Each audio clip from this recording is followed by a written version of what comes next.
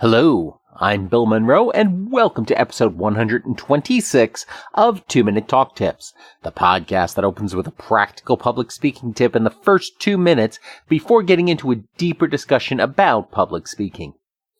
Today's tip comes to us from a special guest, Candice Bakx Friesen. I think that it's really about taking action. So if you can get 1 or 2 signature talks ready as quickly as possible, and then book yourself solid. I think that's really key in anything. If you're going to be an entrepreneur, if you're going to be a speaker, you got to book yourself. So, just like these podcasts, if I don't reach out to you and we don't book a time, it's never going to happen because we're all busy in life. But if you can get your 2 signature talks ready and you know exactly what you can talk about, now you can go approach people and say, hey, do you know of a place that would be interested in this talk? For example, if you're talking about stress, then where could you reach out to people that would be related to your topic of stress? Well, maybe it's a workplace and you can go do, lunch and learn, or you can go talk to middle management or whatever it is. So it's really just about first of all, knowing what you're going to talk about.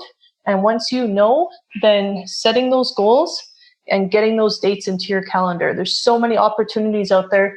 Look online, find opportunities and pitch your topic to them or your angle on a certain topic, and tell everybody, don't prejudge people, but tell everybody what you do and what you want to speak on, because the more that people know and are reminded, pretty consistently what you talk about and what how you can engage people as a speaker, then they're the people that are going to help you, right? So again, don't try and do this on your own, but just get out there, tell as many people as you can that you're a speaker, and book yourself and your schedule solid. So set those goals and take action.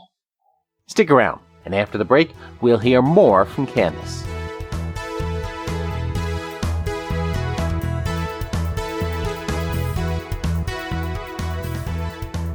Welcome back. Candice Bakx Friesen is, basically she's the Nike of Canadian real estate. She really embodies the idea of just do it. In today's conversation, you'll hear her advise several times to just say yes and figure it out when an opportunity presents itself. She's all about, saying yes and starting with that opportunity, because you'll come up with a solution. You'll be able to get it done if you do the work, but in order to be able to get to that point, you got to have the opportunity, and you've got to seize that opportunity when it presents itself. And while this might not be the best advice for neurosurgeons, it does work pretty well for speakers. So figure out your message, focus on that, and deliver value to your audience. And when somebody offers you an audience, say yes and figure it out from there. Candice herself has been a real estate investor since 2001. She is also the founder of Investor Smart's Global Network and Driven by Results, a coaching partnership with the Truly Invested Real Estate Club. Candice's candid approach to business and affinity for getting past the fluff and getting to the root of each challenge for her clients so they get a lot done has led to her becoming a highly sought-after coach within the finance and real estate industries. So now, let's meet Candice. Candice, thank you so much for joining us here on 2-Minute Talk Tips this week. You bet. Thanks so much for having me. You're doing a lot of really interesting things in the Canadian real estate market and beyond to an extent. But let's go back to the very beginning. What's sort of your earliest memory of speaking to an audience or speaking in front of a group of people? In high school, you'll do a little bit of speaking, and that was never anything that was very exciting to me. But after high school, I went into university and was studying commerce. So I got my Bachelor of Commerce. And at the time, I was pretty focused and wanting to become an accountant and very career-driven person, even at 18.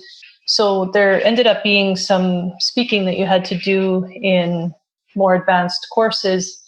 And I was a little nervous about that. And I just thought, how is this going to come together because I really haven't done much of this. And speaking to a university class, at that time, when you have more advanced classes, they start to get smaller. So we weren't talking about, an auditorium of 200 people, like some of the introductory courses, but there was still, about 60 people. And thought, well, I haven't done this in a while, and I guess we'll see how it goes, being a little nervous with that. And, I just ended up being super confident and surprising myself a little bit in that. And I just thought, wow, this wasn't that bad. So I'm really looking forward to doing this again, actually. And then the subsequent speeches, I was like, Kate, let's do this. We're going to knock this out of the park. And fast forward, because I decided I wasn't going to become an accountant. So I was in banking and mortgage broker, so finance, and then ended up becoming a realtor.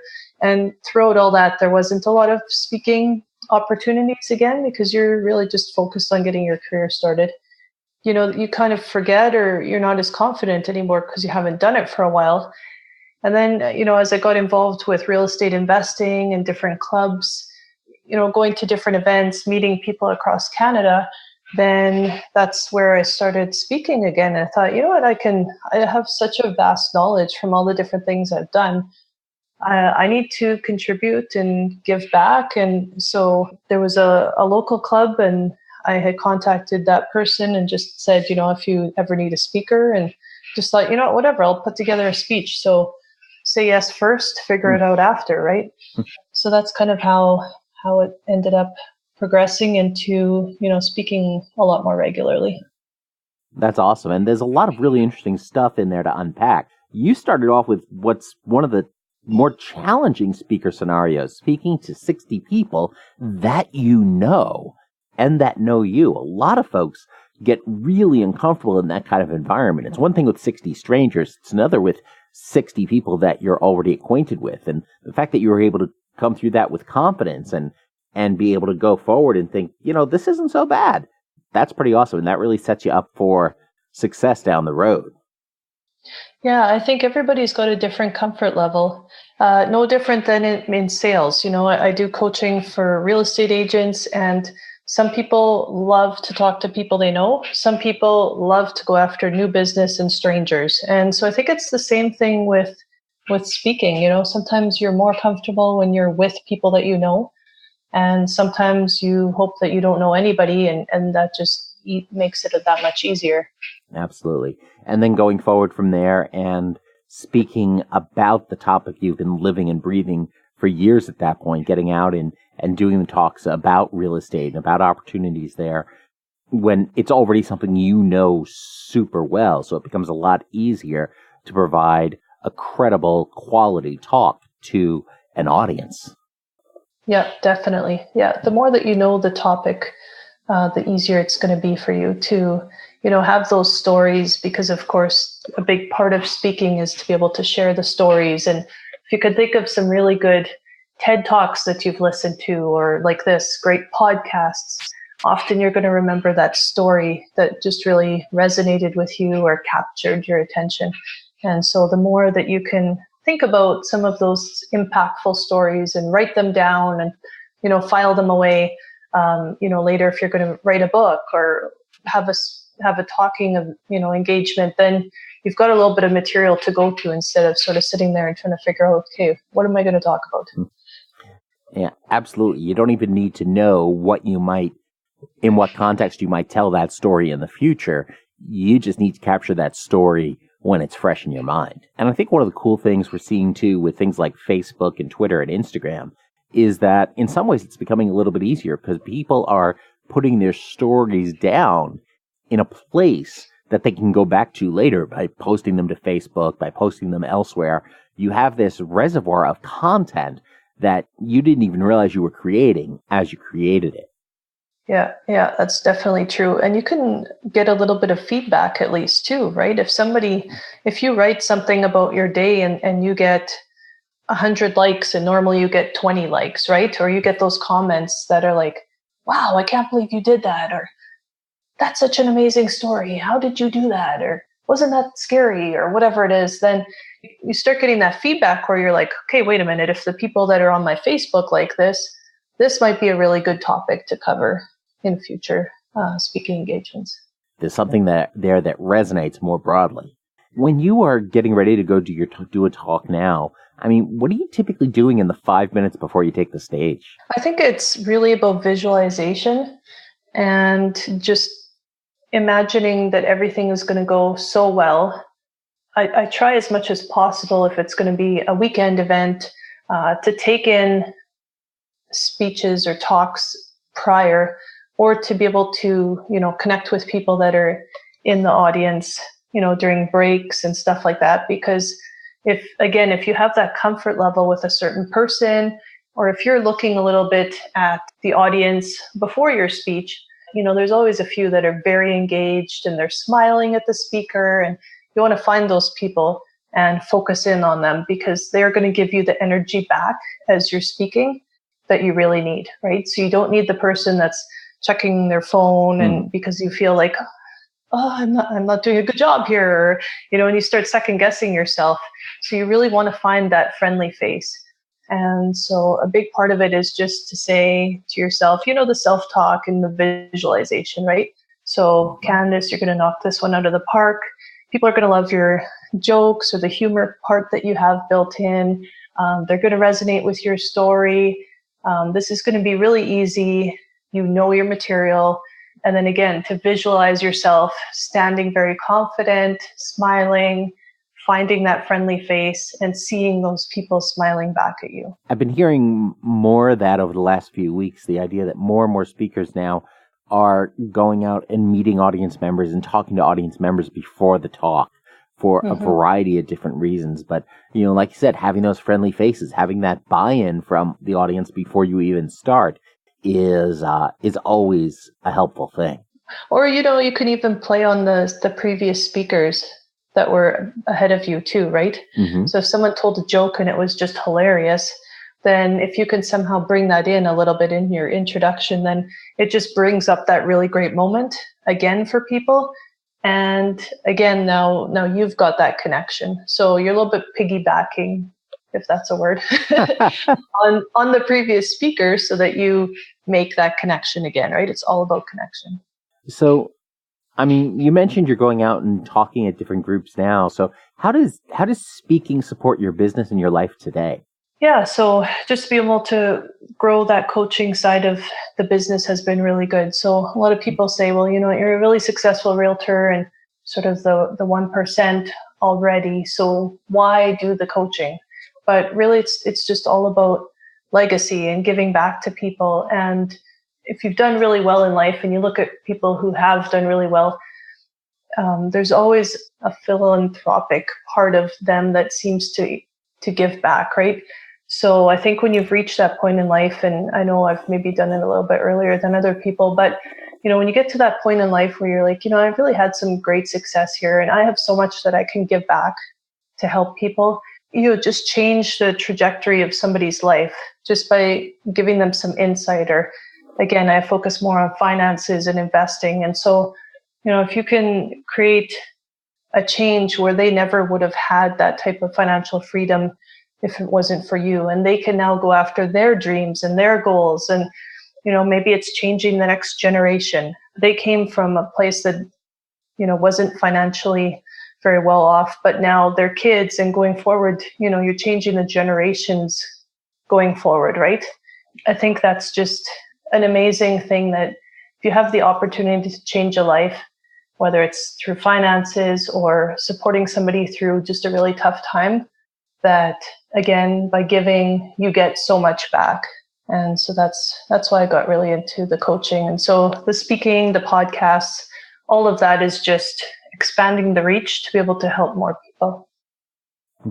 That's awesome. And really potentially make a difference in the way somebody's life not only looks today, but maybe the way their life will look in 20, 30, 40 years from now. It's never really about the money, right? It's about somebody getting out of a stressful situation, right? If money is a stressful thing and you've got tons of debt and now it starts affecting your health and your relationships and maybe your marriage, and so if you can again change that for people, Now going forward, they're on stable ground. And then you take it to the next level of people who are already on stable ground, but maybe they've never taken the opportunity to really dream or think about, like, why are you here on this earth? Like, what's important? What matters to you? You know, what stirs you? If you hear of human trafficking and that's something that just completely rips your heart out, right? Then maybe that's why you're on this earth, right? And you can now make a difference. And what's that going to look like? Well, if you've got financial stability and financial freedom, now you could really make a difference again, right? You know, if I could change one life that now changes 10 lives, that now changes 100 lives, then I've done what I'm supposed to do. In some respects, it's really about the idea of Maslow's hierarchy of needs.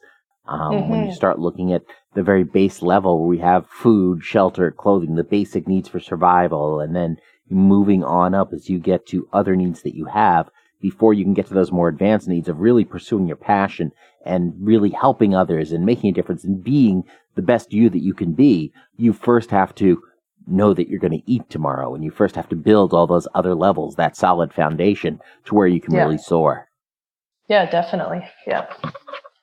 So with the real estate market itself, you know, you've got this, you know, obviously this tremendous background, and you're talking with a lot of folks who are interested in real estate or realtors themselves.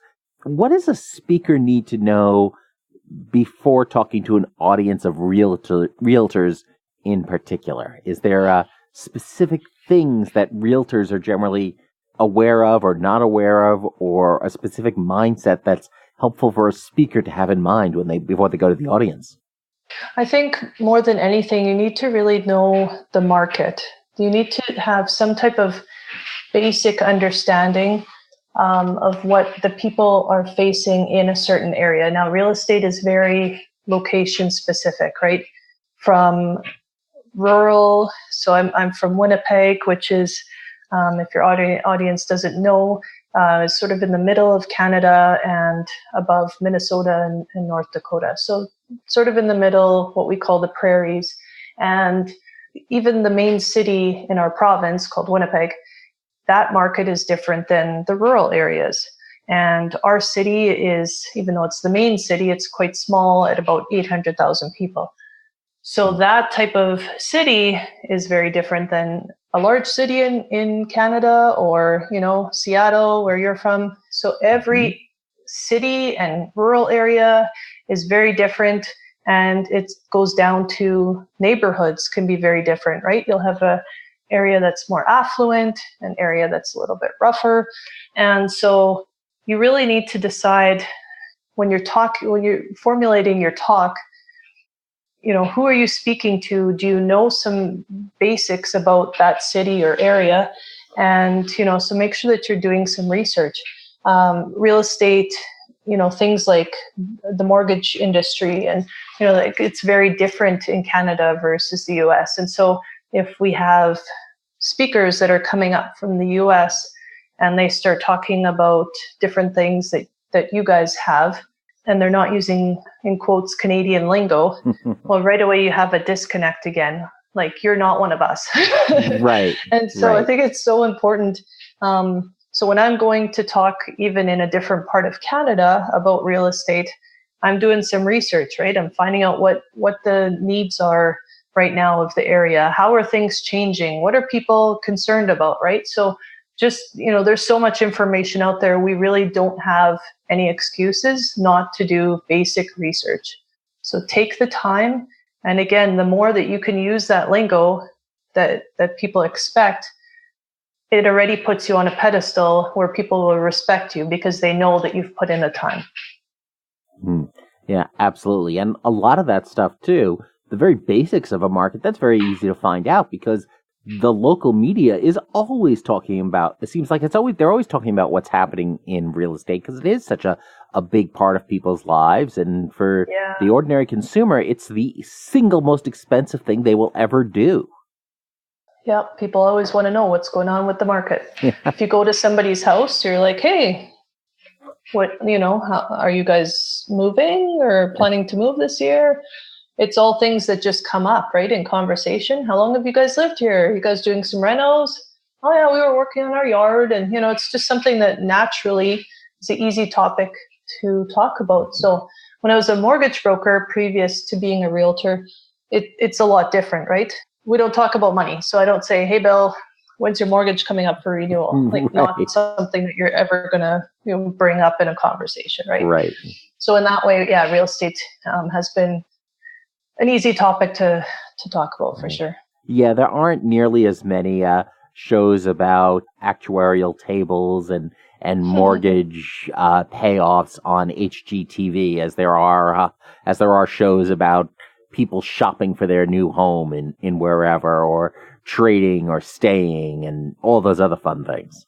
Yeah, exactly. Look at all the people that head over to go see where Magnolia is filmed, and they want to just run into Joanna Gaines, right? Right. People do some crazy things with real estate for sure. They love the shows. Exactly. So how did you choose to make real estate the core of your career? Well, when I met my husband, so when we were just dating, and we met quite early in life, and again, it's a little bit my character to get things done quickly in life, but get ahead of everything. Yes. So I met him when I was 17. He was a few years older than me, but when he was 16 or 17, then his dad said, you know what, before you go blow your money that you've worked hard for in these early teenage years, before you go blow it on crazy things that teenagers blow things on, like stereo systems at the time and fancy car upgrades and whatever, all those kinds of things. He's like, go buy a rental house. And he's like, Dad, no, like I've got a little bit of money saved up. And back then, the house he was talking about was like $30,000. So it's been, 20 some years here. But at that time, it was still a lot of money, right? It doesn't matter if it's now, if it's in the future, if it's 20 years ago, it's still a lot of money, right? And sure. I think that's a key takeaway for people who are looking to get into investing is it will always be a lot of money, but it's all about taking action. And if you're going to do speaking or start a business or anything, it's all about taking action. And so his dad just said, just put all that money towards that house and just buy this house. So with hand shaking, he signed the mortgage documents, and next thing you know, he had this rental house. So he was still living at home and renting out this house. Now, by 17, you're making money a little bit quicker. So within a year, he ended up buying another small little house. And so that's when I met him. He had these two little rental houses. And my parents weren't into investing in real estate. And so this was a whole new thing for me. And I'm like, tell me about this. Like, why did you do this? And so he sort of explained it. And I was like, wow, this is really cool. Like, this kind of makes sense. 25 years, this house is paid off. And either you've got some money, for retirement, or you've got the cash flow that you can live off of. And it's like, oh, this is kind of cool. So we ended up getting married. I was almost 20. So we'll say 20. But yeah, so married young, and I just thought, this is really cool what he did. And so an opportunity came up a few years later, and same thing, it was a 5-plex. And he's like, no, this is not a good idea. And I said, well, this is your single house, but it's just 5. It's the same concept, but 5. And so he said, okay. And that was... You don't have to drive as far to visit all of them. Yeah. And so that was sort of where it started. And so really it was from him and from his dad, my father-in-law, who was into real estate investing, and it made sense. So we just kept going with it, slow and steady, and slowly picking up properties over the years. And that's how it started. And so I again was not a realtor yet at that point, but when an opportunity came up to become a realtor, and there was a woman who had approached me and stuff, and I just said, yeah, like this kind of makes sense. And no sooner than maybe 2 months in, my husband said, this is it. And I was like, what do you mean? And he's like, I could just see it on you. This is it. Like, this is the fit. You love real estate. I could just see it on you. So that was pretty cool for somebody else to kind of bring that to your attention, right? So. That's great, and to find that connection. And it sounds like so much of what you've done is just, as you said, it's about saying yes and then figuring it out later. Yeah, I think that's really the key in life. There's so many opportunities, there always is. But it's a sad thing when we say, well, if only I had, I should have, I could have. Why didn't I? Right? Mm-hmm. And, nobody wants those types of regrets. And so sometimes we just have to take action, and it's messy and it's imperfect and it's frustrating, but that's how we learn. And then we are ready for that next step. And 20 years ago, no, I didn't think I'd be a realtor. I didn't think we'd have the opportunities that we have right now. I'm writing a book. Never was that in the cards, right? I never said, yeah, I'm going to write a book. A lady's approached me about doing a TED Talk, and I'm like, really? Like, that's not in the cards either, but it's like, it's a yes, but not right now Mm-hmm. for the TED Talk. But, again, sometimes we have to really recognize that people see things in us, and we need to listen to what they're saying. When somebody says, you should really do this and this because you're great at this.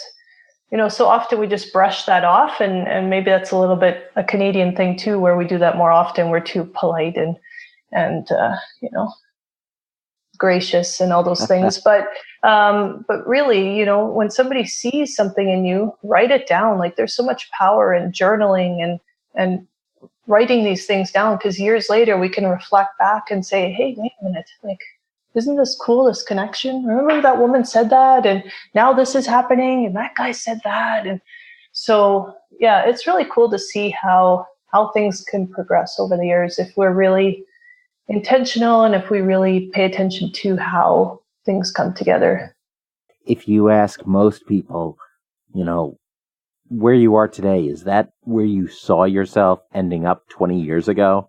And almost nobody would say it is. Everybody's path takes these unexpected turns, in many cases fortuitous turns, in some cases not. But it's part of the beauty of life is how those twists and turns bring us to different places, and what choices we make at the key junctures. And Tony Robbins wouldn't have said that, when he started, that he ever expected the type of audiences that he has either. And he didn't start with, thousands of people. He probably started with 10, right? Right. And so when we just keep all these things in perspective, we got to get through the audience of 10 to get to the audience of 60, to get to the audience of 100, to get to the thousands. Yeah. We've got to put in the time and do the hard work, do the hard things. And that's why it's also important to not be too intimidated by other speakers that are out there. If you're just starting speaking, or you're just trying to speak in your company at, your sales meetings or presenting your proposals or whatever, you can't compare yourself to the folks you can't compare yourself to Tony Robbins. You got to do the thousands and thousands of the hours until you can get to that level. But you got to start. But the only way you're going to get there is if you start now.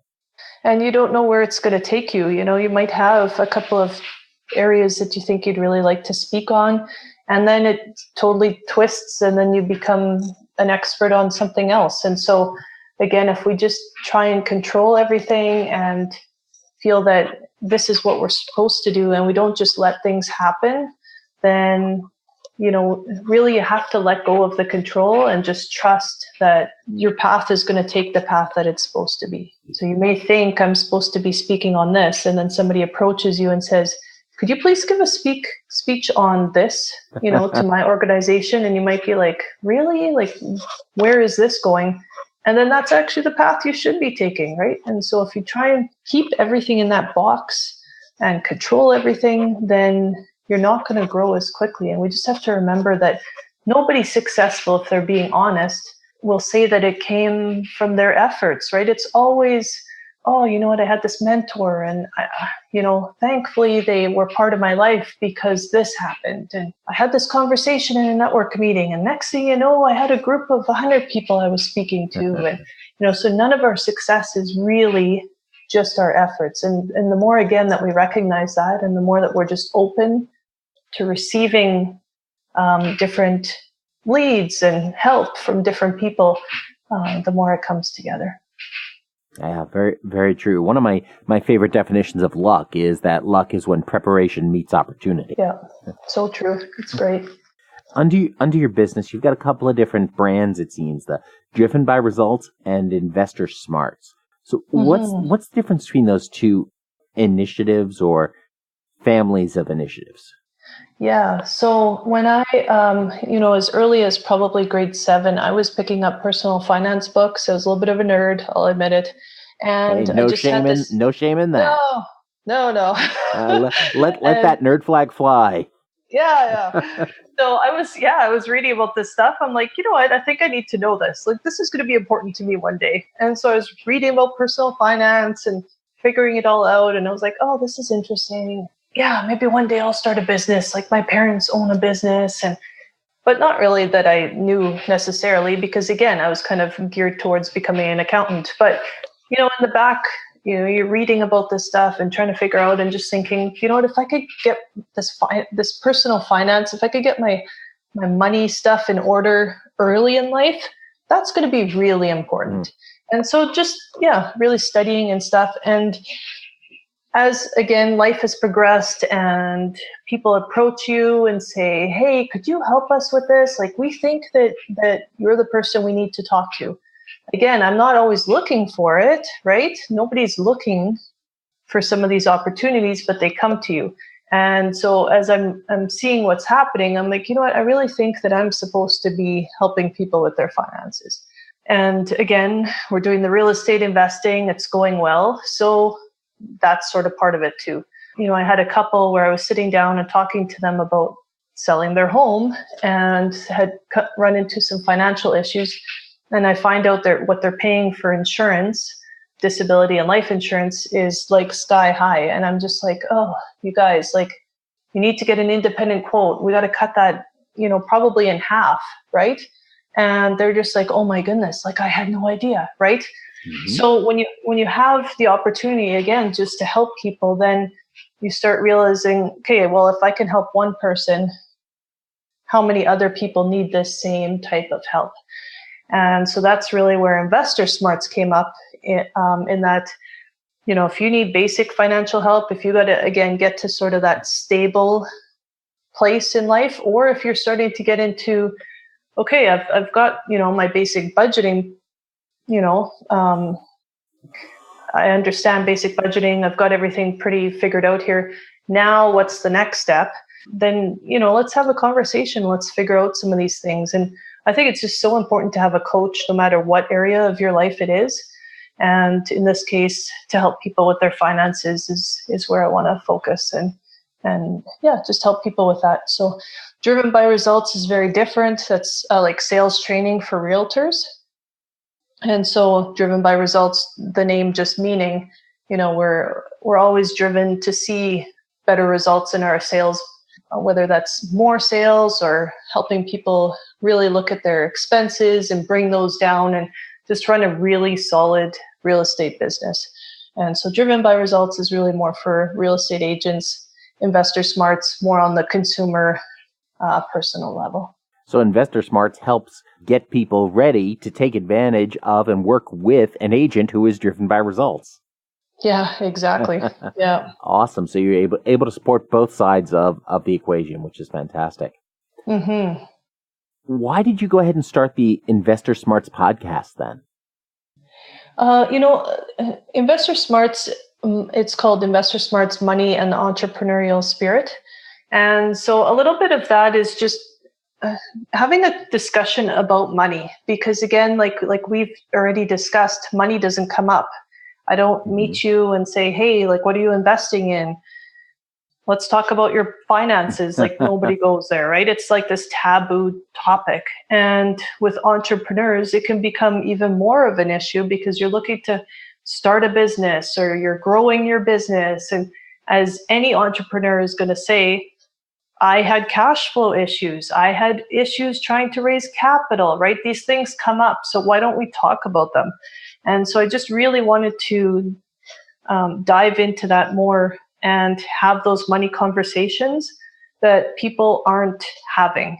And so often, again, if you don't have a business coach and you're just trying to do this on your own, money can be the thing that is stopping you from growing your business, or you're not even starting a business sometimes because you're scared to make that jump from corporate or government or just simply employment to starting your own business. So it's just really there to encourage people to, again, dream, not be held back by limitations, and just be encouraged and inspired by other people who, some of them are doing exactly that. They're transitioning right now from government to going on their own, and they're talking about their fears and how they're overcoming that and how they could see their business growing, and all the way to the person who has had been self-employed for 20 or 30 years.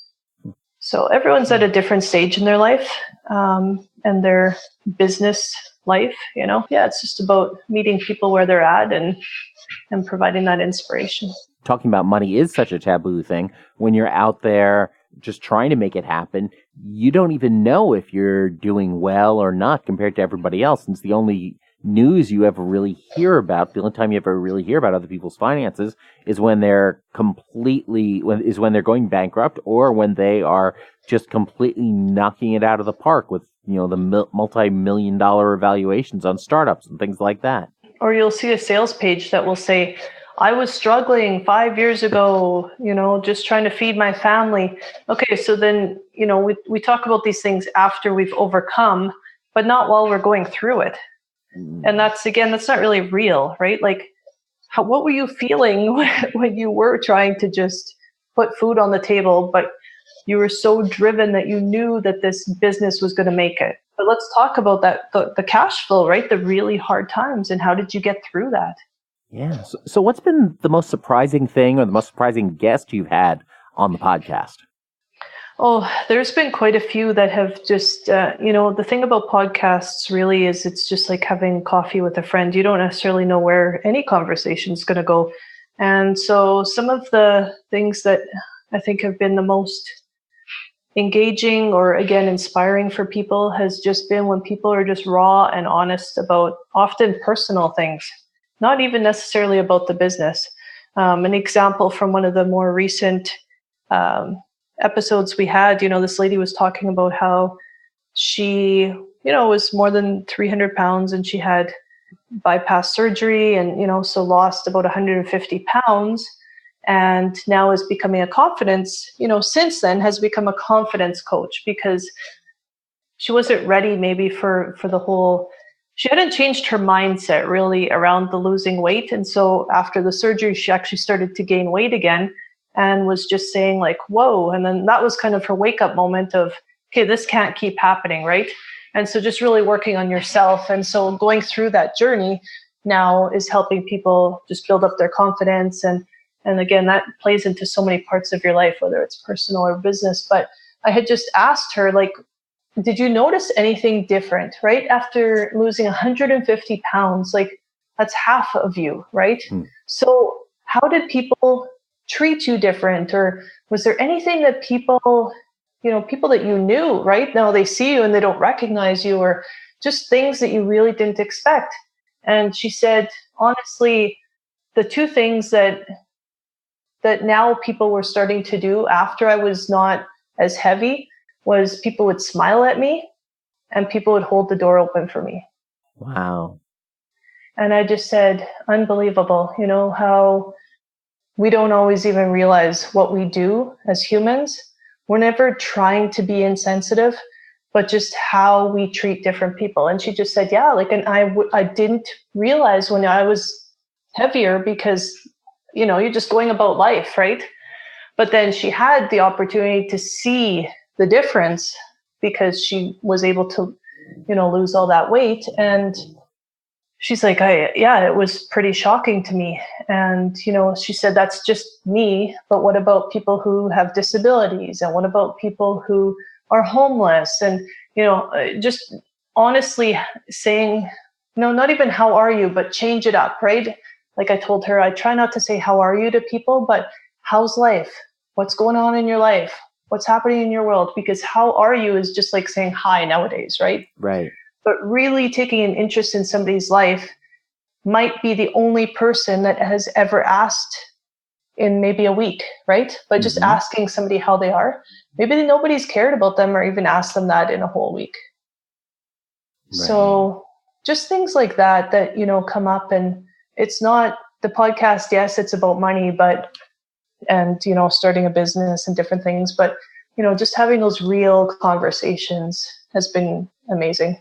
It's one of the things I found doing this show is that half the time, the main advantage of it and the best thing about it is that it gives me an excuse to talk to all sorts of folks that I would likely never have been in contact with otherwise. Yeah, and technology, right? Social media and the reach that you can have. And like you said, so if you look at it, the cup half full or whatever, or half empty, I guess, then you can look at how negative it is, right? But you could also look at it as the cup that's half full and how wonderful technology is that you can just, again, have people impact your life, or that you can reach other people across the world, Yeah, I mean, the very fact that you and I are talking, across, the relatively short distance of Seattle to Winnipeg, and within the last few weeks, I've talked with guests in Nigeria, in Australia, in Kiev, and just all over the world. It's just been amazing. So, I mean, as you're doing your seminars, you're doing your training, you're going to these events, you're seeing a lot of other speakers too, I imagine. And what are some of the biggest mistakes that you see other new speakers making? I think that you just really have to take speaking just like if you were going to be learning a trade, or if you were going to be starting a business, or like anything, right? You really have to invest in it and really network a lot and get out there. And so I think the biggest thing is that a lot of people want to, they feel that same sort of passion for changing people's lives, but they don't know where to start or how to start. So if you just treat it like a job or like going to university or whatever, but you got to put in the time and just do it. And so I think that's the biggest thing, is people hold themselves back. And so often we see greatness in other people, but they don't see it in themselves. And we all have those limitations, right? And so I think the biggest thing as a new speaker is just to get out there and take every opportunity. Again, say yes, figure it out later, or make opportunities. Find other people, and through networking, get them involved and do something together. Draw on everybody's resources. So if there's not an event going on in your area, a lot of the bigger cities, there's different events going on every night. There's multiple events, right? But if you're from a smaller center like myself, sometimes you just got to create some events. And a few years ago, just as an example, I created a monthly sort of meetup, I guess, that's called Connect and Inspire. And that's really what it's about. It's about women. It's a women's event, but we get 4 women who come out, and they're different women every time, and they share a 10 to 15 to 20 minute talk on whatever topic they want. And usually it's something inspirational. Sometimes it's somebody that has a very unique career. And so it's just the opportunity to be inspired by different women in this case, or to connect with people that are at your table, right? And the really neat thing about hosting these events, of course, it's like I said, I've learned as much as everybody else about from these speakers, and we've cried tears together and all these different things. But to be able to see the connections continue online or offline after has just been phenomenal, because again, these women are coming from different locations. Some of them are driving an hour to go to this event every month. But when I hear later that they've connected or they've helped each other out, like that's the really cool thing about hosting an event, is again, that the event goes further than you. And so if you don't have something right now that you really know of that you could speak at, or you're shy to go ask people, maybe the first thing is to start your own event and invite people from your company or organization, nonprofits that you're part of, or church, or whatever it is. Invite people down and just start an event. If you're looking for something, other people are probably looking for something too. That's great. And, it's one of those things too where, and you don't let the question of finding a space stop you. You can always go to a lot of different restaurants that have a back room. We'll be happy to reserve it for you. And in many cases, not even charge you anything as long as the people attending are buying food and drink. Yeah. This event is, this as just a simple example, this Connect and Inspire. Everybody pays $10 or they order food that's more than $10 because, we still want to celebrate and invest in, often women entrepreneurs, at restaurants or whatever it is. But, so it's not a lot of money and all the money is going to the restaurant. I'm not taking any pay for hosting this event. It's really just about, again, giving back, giving different women the opportunities. Often we have people who have never spoke before, and this might be the catalyst that gets them to share their story all over the place, because we all have stories. We don't necessarily think that they're important stories sometimes, but everybody has a story that can impact somebody else. Fantastic. So, Candice, if folks want to know more about you and what you're up to, where should they go? I would love to connect online with people or offline, but check out investorsmarts.ca or find me on Facebook. And again, if anyone has any questions or just needs that support, I would love to help them. Awesome. And I'll also have those links over at 2minutetalktips.com/Candice. So Candice, thanks so much for joining me. This has been fantastic. I learned a bunch and really enjoyed the conversation. Great. Thanks, Bill. And thanks for the opportunity to chat. It's been fun. As you can tell, I really like Candice's approach to doing new things. Just do it and try not to get in your own way. I also like that she emphasizes the importance of knowing your audience. In real estate, of course, we know that the three most important things in any property are location, and, of course, location. Before speaking to an audience, Candice looks into the local real estate market. I mean, it's not hard. There are plenty of resources available. And then she can deliver a custom talk that makes her local audience feel valued, feel that she really cares. You can do that with most of your audiences too. Do some research on what your audience is concerned about and mention their concerns. Talk to them about their problems specifically, and they will feel that much more connected to you. Here's the thing, even if you often give the same talk over and over again in different places, if you can customize it by 5 to 10%, you know what? Your audience will think it was all about them and written specifically for them. Just by taking that small amount of effort to know your local audience and to tweak your content for them. Because again, ultimately, it's all about your message and it's all about your audience, and you want your focus to be there. So check out Candice's Investor Smarts podcast or Driven by Results coaching program. You can find those links over at 2minutetalktips.com/Candice. Share this episode with 3 people that you know by giving them the link, 2minutetalktips.com/Candice. And of course, as always, don't get best, get better. Thanks a lot. I'm Bill Monroe, and I'll talk to you next week.